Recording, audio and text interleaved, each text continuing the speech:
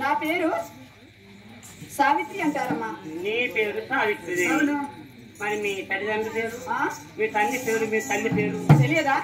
నా కెరికే మీరు అందరికి ఎరికానా? పోనీ నా కెరికి అందరికి ఎరికానా? మా తండ్రి పేరు అశ్వపతి మహారాజు అంటారు. అశ్వపతి మహారాజు. అవును. మీ అవ్వ పేరు? మా తల్లి పేరు మాలవి అంటారమ్మా. మాలవి దేవి. అవును. మరి అమ్మ నీకు పెళ్ళి అయిందా? మా తల్లిదండ్రులకు ఏకాంధ్రాలు నేనా సంతానము లేకపోతే 18 సంవత్సరాలు మా తల్లి తండ్రి వట సావిత్రి నోమును వచ్చినారు.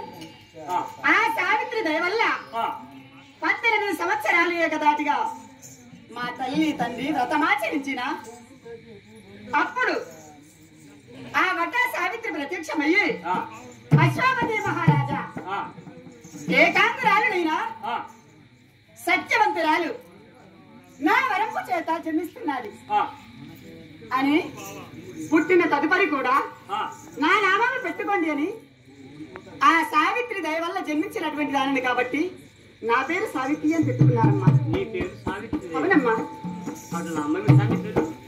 అశ్వపతి మహారాజు. మా తల్లి పేరు మాలవి. నేను ఏకాంధ్రాలను ఒక్కదానేనమ్మా. ఒక్క? అవును. మరి నీకేమన్నా పెళ్ళి అయిందా? ఏంటే పెళ్ళి అడగం పుడుతాం చూడు, నాకు పెళ్లి కాలేదు.